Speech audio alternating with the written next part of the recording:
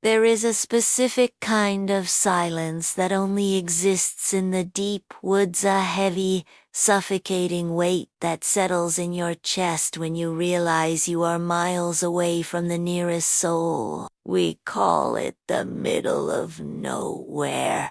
But that's a lie. It's always somewhere to something. Most people look at a derelict fire tower or a crumbling cabin in the brush and see a relic of a simpler time. A skeleton of wood and iron left to rot. But for those of us who go looking for these places, the reality is far more jagged. In the world of urban exploration, there is a golden rule. If a place has been forgotten by the map, it's usually for a reason. Sometimes, the isolation isn't a byproduct of the location, it's the goal. Welcome back to Dark. Tonight, we're venturing into the shadows of the high ridges and the lightless corners of the backcountry. We're looking at 3 accounts from people who thought they were finding a piece of history, only to realize they had stepped into someone else's sanctuary or someone else's trap. From cryptic messages on hidden forums to the chilling realization that a silent forest is never truly empty. These stories will make you think twice the next time you see a flickering light on a distant horizon. Lean back, turn the lights down, and let's begin. The year was 2019, a time when the digital corners of the internet were still fertile ground for finding off-the-map locations. My friend Arlo and I were obsessed with the aesthetic of decay. We called ourselves urban explorers, though we lacked the bravado of the guys who scaled skyscrapers in the city. Our niche was the forgotten architecture of the wilderness places, where nature had begun the slow process of reclaiming human ambition. It started with a dead thread on a niche subreddit dedicated to the abandoned history of our state. A user had posted a single, grainy photo of a fire lookout tower, but the post was frustratingly vague. No location, no trail name, just a cryptic caption about a place better left to the birds. Most people ignored it, but the secrecy only sharpened our interest. I spent 3 days exchanging messages with the original poster. He was cagey, almost paranoid, warning me that some spots aren't meant for tourists. After I promised to keep the location strictly between Arlo and myself, he finally sent a string of GPS coordinates. When we plugged them into a satellite map, the screen showed nothing but a sea of green. However, if you zoomed in just enough, a tiny, geometric shadow broke the organic chaos of the canopy. It was real. We set out on a humid Monday morning, figuring a weekday would guarantee we'd have the mountain to ourselves. The trek, however, was a nightmare. There was no trailhead, no markers, not even a deer path to follow. We were navigating purely by digital breadcrumbs, pushing through dense, skeletal thickets that seemed to claw at our gear. The deeper we pushed into the interior, the more the atmosphere shifted. It wasn't just the physical exertion. It was a psychological pressure. The forest felt off. It was too still, the air thick with the scent of damp earth and something metallic, like old pennies. I'm not ashamed to admit that if Arlo hadn't been there, I would have turned back before noon. There is a specific instinct, a primal alarm bell that goes off Wouldn't you being watched by something you? Can T see Arlo felt it too? He kept checking over his shoulder, his usual chatter replaced by a grim, focused silence. 4 hours. There was no sign that we were even in the right county, let alone approaching a structure. No rusted nails, no old trash, nothing. Then, without warning, the trees thinned. We crested a final, jagged rise, and there it sat, barely 30 feet away. It wasn't the majestic, stilted tower we had envisioned. Instead, it was a low-slung, heavy-set cabin perched precariously on the summit. It looked less like a lookout and more like a bunker that had been forced above ground, leaning at a sickening angle as if the very foundation was trying to slide away from the sun. The exterior of the cabin was a masterclass in desolation. The wood siding had been bleached to a ghostly, splintered gray by decades of harsh winters, and the windows were so choked with layers of internal grime and external moss that they looked like cataracts on a blind man's eye. It didn't look like a place built to watch the forest. It looked like a place designed to hide from it. Arlo, driven by a sudden burst of nervous adrenaline, didn't hesitate. He gave the door a firm knock, a courtesy to the ghosts.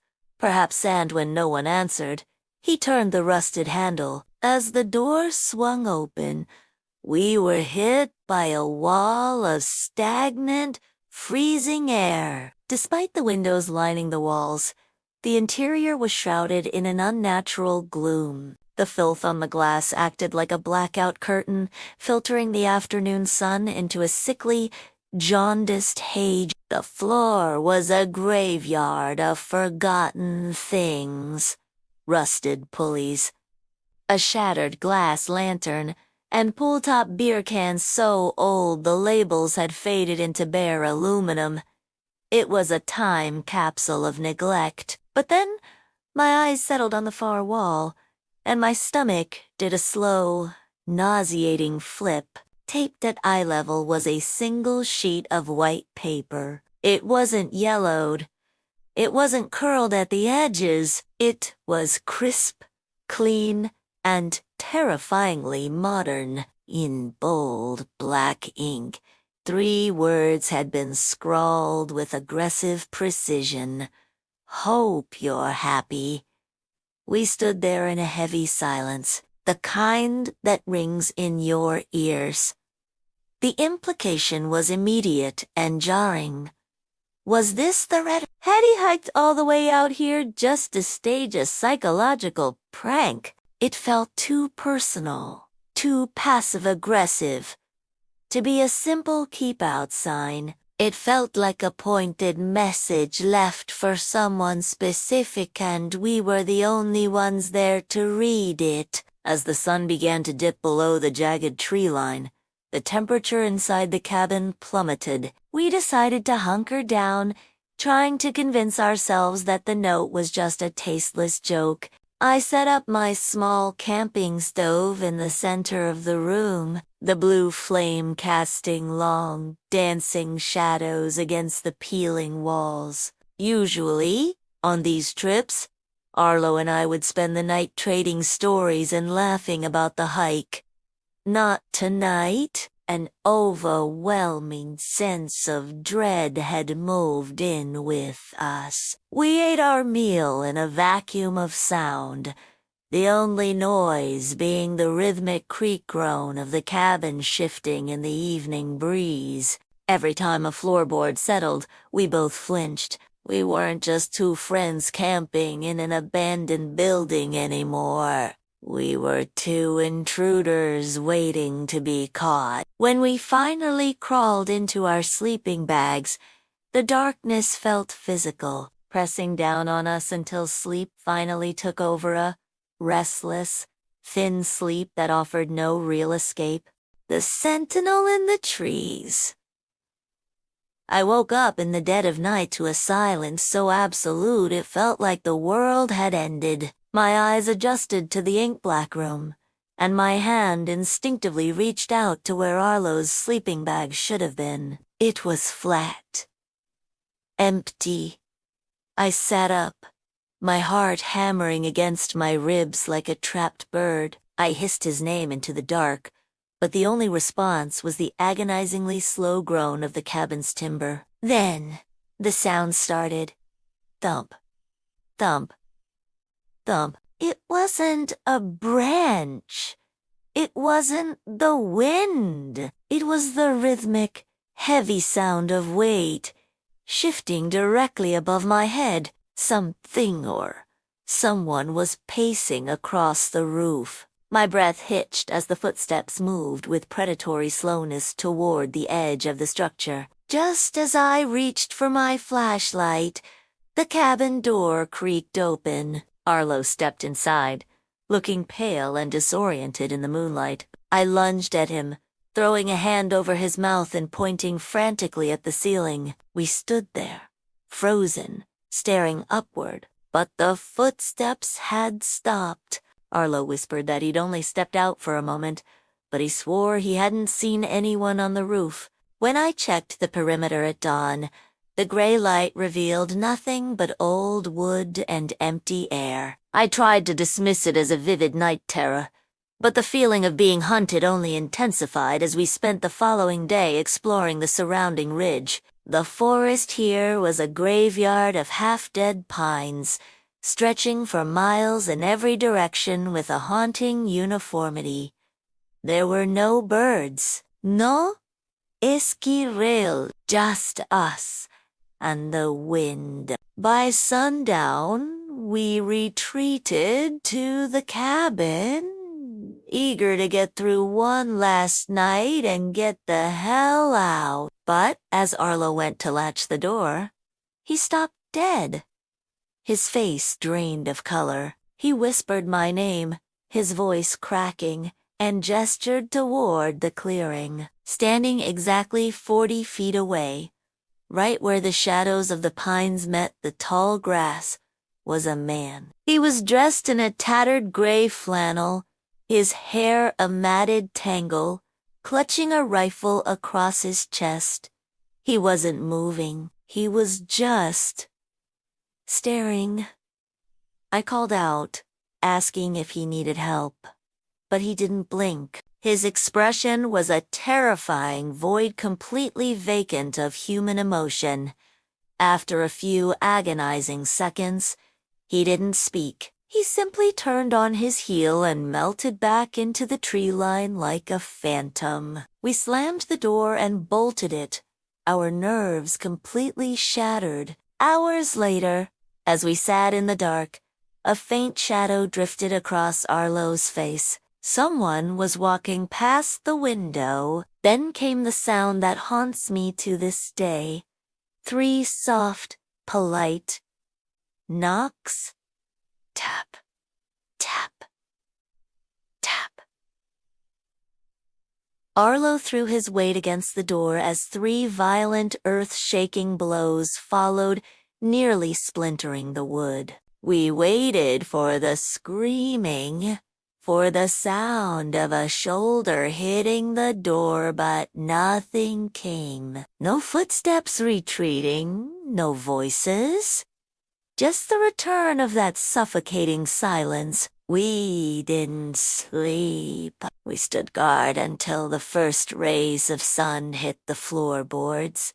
Then we ran. We didn't look back until we hit the pavement of the main road. When I tried to find the Redditor who sent me there, the man who left that Hope You'll Happy note his account was a ghost. The post was gone. The profile was deleted. I think he knew what lived in that clearing. I think that note wasn't a prank. It was a bitter farewell from someone who had barely escaped the same trap. The shelter beneath the floor. This event took place about 5 years ago, during a season of my life where my only permanent companion was a medium-sized Australian shepherd, mix named Rocky. I'd rescued him as a stray, and since then, he had become my shadow, the perfect partner for the rugged, solitary life of a backcountry hiker. We were deep into a 2-day trek along a remote firebreak trail, aiming for a decommissioned lookout tower I'd spotted on an old topographical map. The information on the structure was frustratingly scarce. Most of the Forest Service records were decades out of date, suggesting it was once a public first-come, first-served shelter. But the trail leading to it had long since been reclaimed by the brush. I wasn't even planning on staying the night inside it. My goal was to reach the ridge, soak in the view, and then drop down into the valley to camp by a creek. But the mountains have a way of vetoing your plans. About 30 minutes from the summit, the air turned bruised and heavy. Massive, slate-colored clouds began to swallow the peaks, and the temperature plummeted. From the ledge of the ridge, I could see a wall of torrential rain obliterating the neighboring mountain, moving toward us with predatory speed. Realizing we were about to be caught in a high-altitude deluge, I made a break for the tower. We ducked inside just as the first heavy drops began to hammer against the roof like a hail of stones. The interior was a skeleton of a room. The white paint was peeling in long, sickly strips, and a rusted cast iron stove sat cold in the corner. There was no furniture, no old mattresses, just an empty, echoing box of wood and glass. Within minutes, the storm reached a fever pitch. The wind was so violent I could feel the entire tower sway on its stilts, a rhythmic, unsettling tilt that made my stomach churn. Rocky was visibly coming apart. He was pacing the small perimeter of the room, his tail tucked tight, letting out low, mournful whines that were nearly drowned out by the roar of the rain. I tried to settle him, chalking his anxiety up to the movement of the tower or the thunder, but he wouldn't sit. He kept his eyes fixed on the floorboards. As the rain hit a brief lull, I heard it for the first time. Clang. It was a hollow, metallic resonance, the sound of heavy iron shifting against iron. It wasn't coming from the roof or the walls. It was coming from directly beneath us, deep in the dark space between the tower's floor and the mountain's peak. I froze, listening, but the wind surged again, swallowing everything in a cacophony of howling air. Eventually, exhaustion won out over unease, and I drifted into a shallow sleep with Rocky pressed firmly against my side. The muddy ascent, the silence woke me. It was 2 a.m., and the violent drumming of the rain had ceased entirely, replaced by a stillness so profound it felt unnatural. I reached out for Rocky, but my hand hit cold floorboards. He was standing by the door, his silhouette rigid against the moonlight.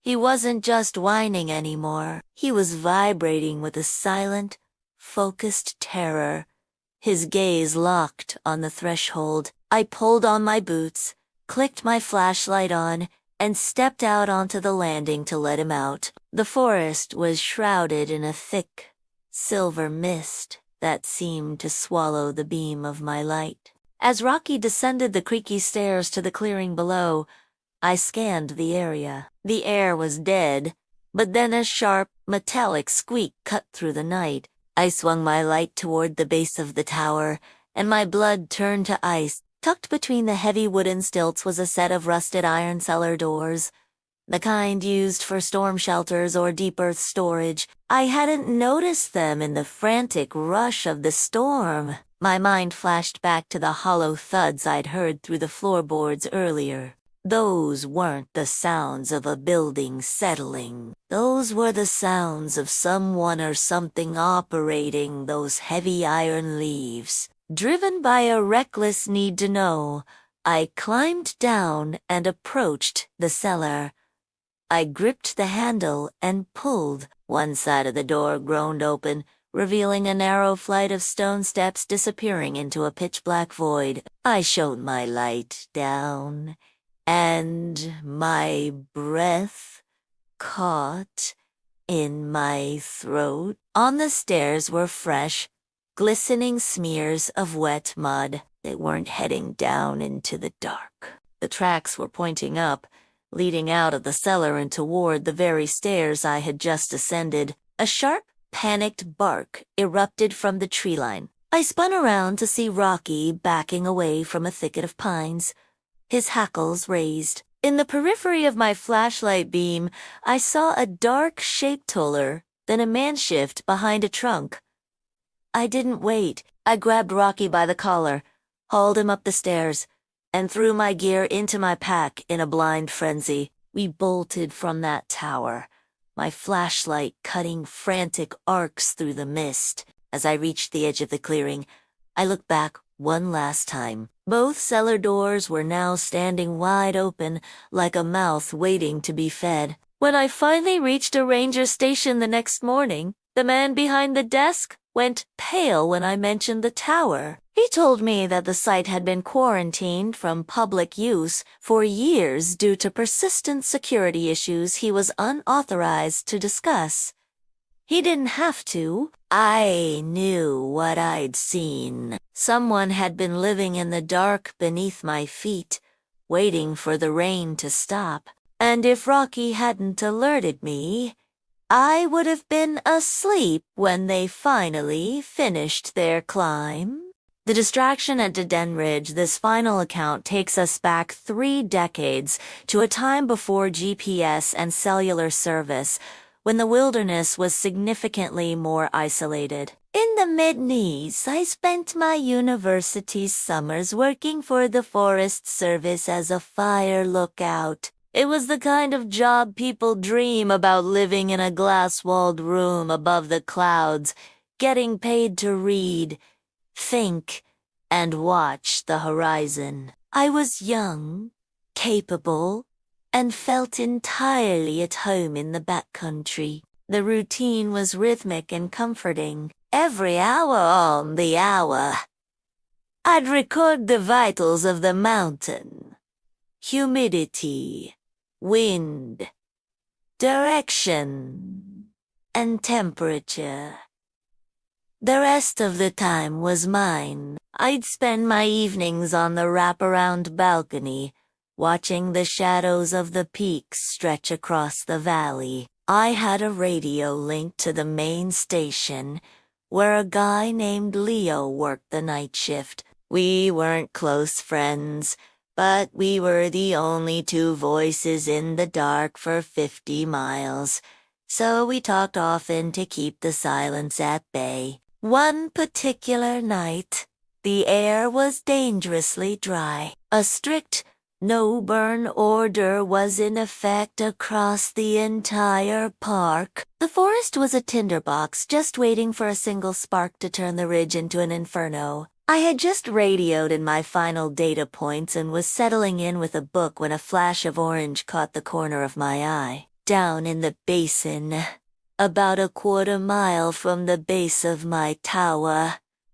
a fire was dancing in the trees. It wasn't a wildfire. The movement was too contained, too localized.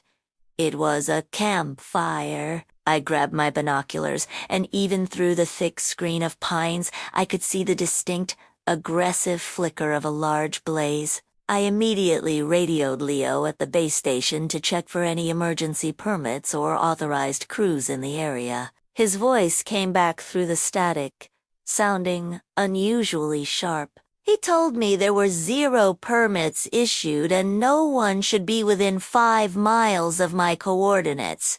He suggested I hike down and handle it personally, just a quick put it out and move them along deal. Looking back, that was the first red flag. Usually, protocol required a two-man team for any confrontation, but Leo seemed insistent that it was a simple fix. I took my heavy-duty flashlight and my radio, descending the tower stairs into the cool night air. The hike was short, maybe 5 or 10 minutes through a familiar stretch of woods. But as I drew closer to the light, the forest went deathly quiet.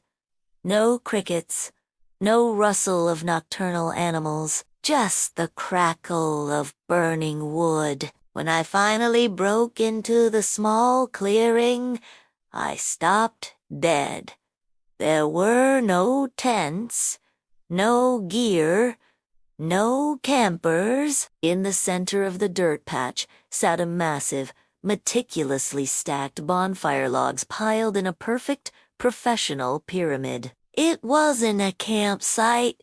It was a signal. It was a theatrical display of fire, built specifically to be seen from the tower. I stood there, the heat prickling my skin, and realized with a sickening jolt that I hadn't been sent to put out a fire. I had been lured out of my fortress. The vanishing of Leo I stood over that artificial bonfire, the flames casting long, frantic shadows against the surrounding pines. Every instinct I'd developed over 9 summers was screaming at me to move. I keyed my radio, my thumb trembling on the talk button.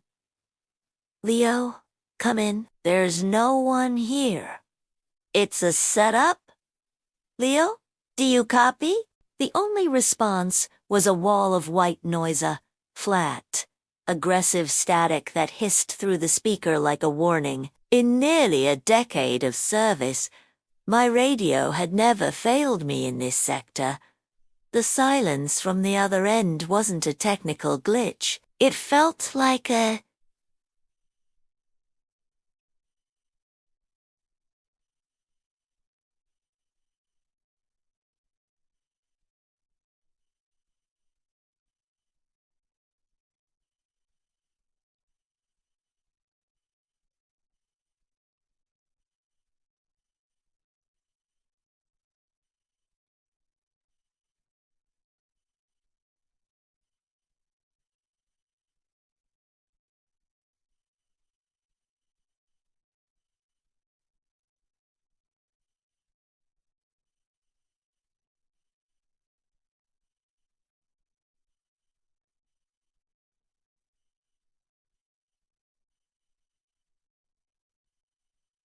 Oh.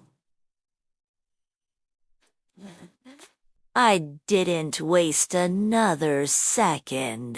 I kicked the burning logs apart and buried the embers in the dirt, the darkness of the forest rushing back in to swallow me. The hike back to the lookout station was a blur of adrenaline and paranoia. I kept my flashlight off as much as possible, navigating by the faint starlight, convinced that every snap of a twig was a boot hitting the ground behind me. When I finally climbed the stairs and burst into my cabin, my heart nearly stopped. The room had been decimated. My journals were shredded, my gear tossed into a heap, and the heavy main station radio, the one I used to contact the outside world, had been smashed into a twisted wreck of wire and plastic. Whoever had built that fire had been watching me from the shadows, waiting for me to step into the trees so they could take my sanctuary. Terrified and trapped,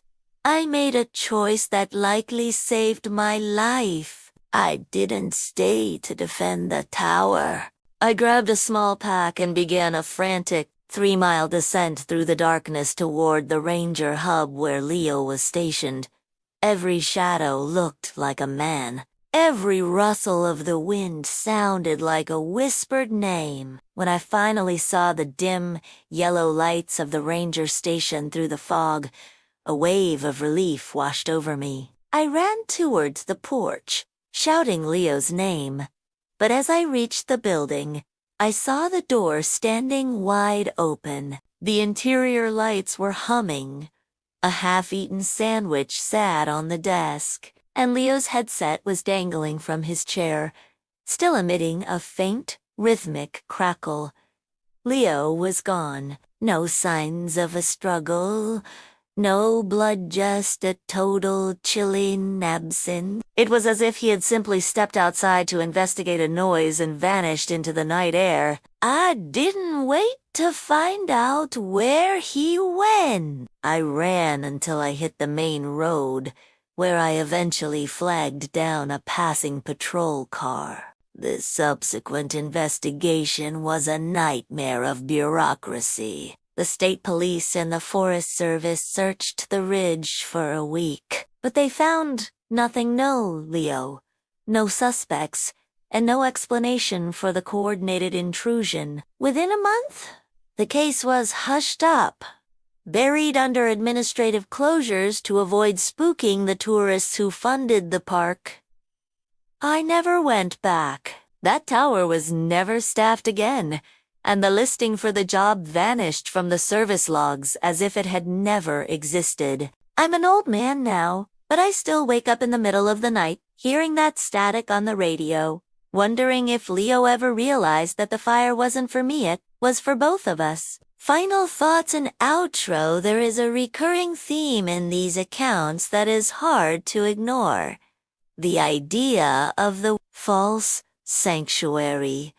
We are taught from a young age that 4 walls and a roof represent safety, especially when the alternative is the unforgiving vastness of the wild. But as we've seen tonight, a structure in the middle of nowhere is often little more than a lighthouse for the predatory and the desperate, whether it is a motto note left in a rotting cabin or a coordinated distraction at a fire station. These moments serve as a grim reminder that we are never as alone as we think we are. When you step off the beaten path, you are entering a world with a different set of rules, a place where the silence is a curtain and their shadows have intention. The people in these stories escaped with their lives, but they left behind their sense of security, replaced by the haunting knowledge of what hides in the dark. If you've ever stumbled upon something in the woods that didn't belong, or